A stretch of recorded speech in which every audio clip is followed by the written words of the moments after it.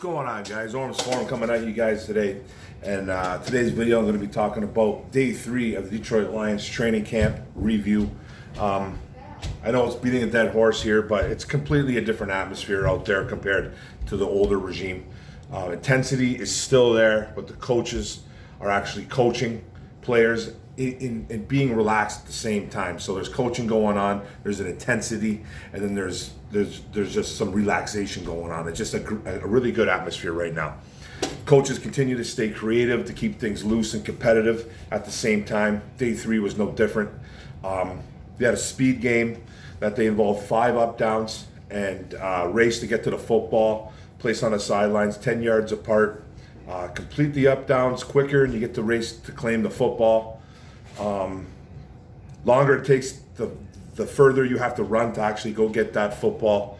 And if you're a last remaining player without the ball, you have to run to the 50-yard line and do more up downs. So another team unity building drill, which is really good for the team. I guess Kevin Strong looked really strong doing it. There you go, a little pun there. Kevin Strong looked really good doing that drill, good awareness. So, and Jamal Williams is an absolute hilarious dude still. He's just a breath of fresh air, beating a dead horse again. He made 2 reporters play some rock, paper, scissors after they tried to ask the same question at the same time. And he's just having fun with the reporters, and he's a joy to watch. Tracy Walker was even watching him. He didn't even want to start his interview process until he watched Jamal Williams. So the guy is just a comedy show. He's just a breath of fresh air. He's the Matt Patricia nightmare.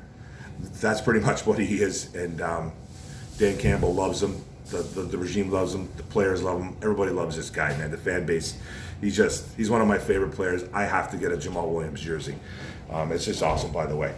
Evan Brown, center guard. Evan Heim, offensive guard. Hunter Thetford, the tight end. Austin Bryant, the edge player. Jalen Reeves-Maber, linebacker, all out of practice for day 3 camp. So those guys did not practice. Safety CJ Moore returned to practice, which was a good sign. He strained his back lifting some weights, so he's back in the fold and he's back in that safety mix and a special teams ace. So that's good to have CJ Moore back. Offense still a bit rusty, but Goff understands they're slowly knocking that rust off. Progress is going to take some time. Right now, the defense apparently is well ahead of the offense. The defense is actually just playing really, really well right now and shutting down the offense. That's the early report right now, that the defense is just way above. Kind of being maybe a little bit expected with just a complete. Everything is brand new on this team. Everything's brand new. But you got the new quarterback, the new schemes, a lot of new players, especially on the weapons side of the ball. The wide receivers and the running, even the running back situation. Only Swift's the only guy that's brand new, that's been here since last year, and he's still young. Everyone else is brand new. You know, all the weapons are new, everything. You know what I mean? Even got the O-line's intact, but the offense has been struggling a bit. Apparently, the defense is above them right now. The Goff has looked sharp in some occasions, but there is some timing and decision-making issues that have plagued him, and I'm going to get into that a little bit later on when I talk about some other things. He's communicating with his teammates, though, to right this ship, and guys like, most notably, he's talking to Frank Ragnow. He has to. That guy handles the football every single snap. So he's got to get in Frank Ragnow's ear. He's got to get in Hawkinson's ear, which he's been doing, because I think he's going to be his number 1 option. I think he's going to be a big part of this offense. They're going to run this. They're going to run the offense through, I think, Hawkinson and Tyrell Williams. So he's been talking to those 3 guys religiously. You know, Frank Ragnow, you have to, because he's your center. Hawkinson's your number 1 tight end, and probably number 1 option, obviously. And Tyrell Williams is your number 1 wide receiver. So he's talking to those guys religiously, and he's talking to guys like Perryman too as well. So communication is key. Now they've been pretty much putting some basic offense was on day 3 especially. And when I say basic, I mean plays to the fullback. You know what I mean? So 4 plays went to Jason Cabinda alone, 4 designed plays. So they're trying to get the fullback situation figured out right there. And he's been getting some looks.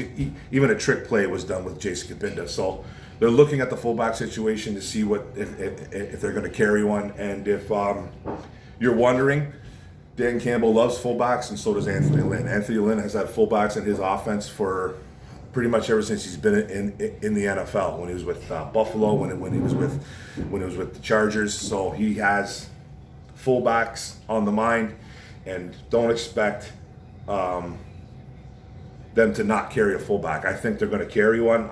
Myself personally, I think the fullback is a dying breed, but that's just my opinion. These guys know what they're doing. These guys are the head coaches, not me. I just don't see a fullback being that useful in today's NFL unless you're going to use him a lot. If you're going to use the fullback a lot, then okay, that's fine. But if you're not going to, I just think it's a dying breed. I think it's a dying position in the NFL. And but these guys love them. These guys love fullbacks. So maybe expect Kabinda to be that. So if that's going to happen, you're probably only going to see 3 tight ends get carried, not 4. I talked about maybe the number 4 yesterday with the day 2 observations. Day 3, see, anything could change in 24 hours. We don't really know, but anything could change. Yesterday I was talking about the number 4 tight end. Today there's probably only going to be 3. So I don't know. We're not going to know until they finalize this 53-man roster. So we're not going to really know, but from what it sounds like, we might have just 3 tight ends and a fullback. So if they're going to go that route with just 3 fullbacks, it's always going to be Hawkinson, it's going to be Darren Fells, who they picked up, the veteran, and it's probably going to be Elise Mack. Elise Mack has been impressing in camp early. Dan Campbell has known him from the New Orleans Saints days, and he's actually called him a gifted player. So he likes him a lot. So expect that. Now the wide receivers continue to separate from the pack. There's 6 guys that continue to show out.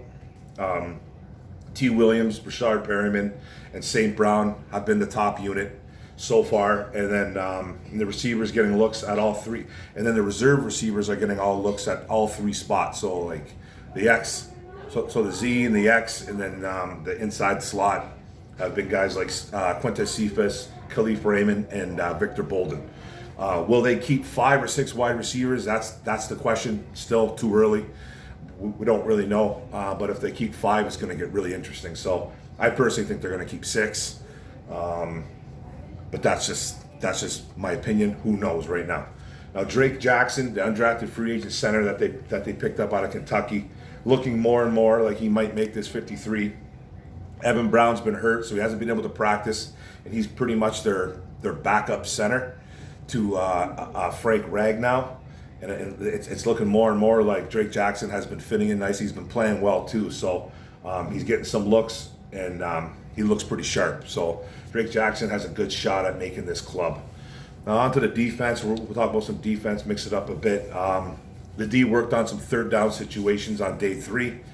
Julian Akwara, which is awesome, is getting a lot of looks at some different spots. So he's obviously playing some jack linebacker. He's got his hand in the dirt, playing on the line. So a couple different looks for him, which is really nice. I love to hear that. Right now, he's backing up his brother Romeo and Trey Flowers. So he's backing up Romeo and Trey right off the bat, which is really nice on the depth chart. He looks to be the first guy off the bench, in passing situations, or they just want to get him in there. So really good for Julian. He must be showing out. And I haven't seen too much video. Video is so limited right now.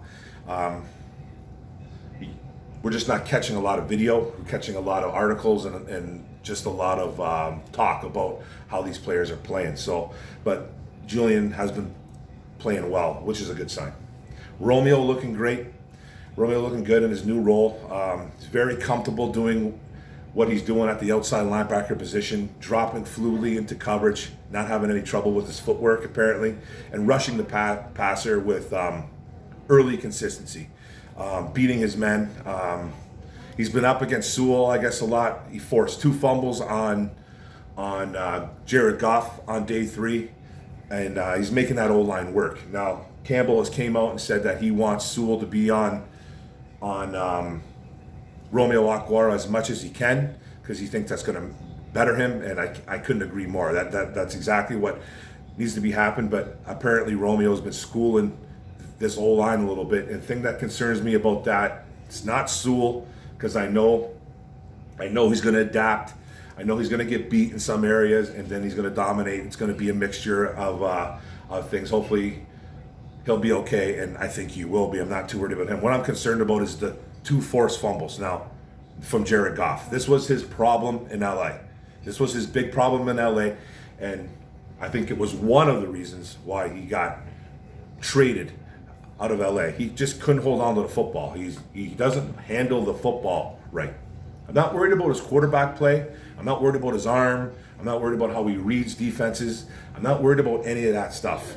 What I'm really concerned about Jared Goff, and I've said it from day one, is the way he handles the football. He's careless. He's extremely careless with the ball. He leads the NFL for quarterbacks in the past 2-3 years, I believe, for turnovers. He can't hold on to the ball, and that includes interceptions and fumbling. So he needs to hold on to the football. So either he's got a problem with pocket awareness, or he just doesn't have strong enough hands. So, and we all make the joke about his baby hands. How true that is, I don't know, but it seems to be coming full effect. Hopefully it's not anything to be too concerned about, but it's already popping up. It concerns me a bit. Hold on to the ball. Just tuck it away. You're getting sacked. Hold on to it.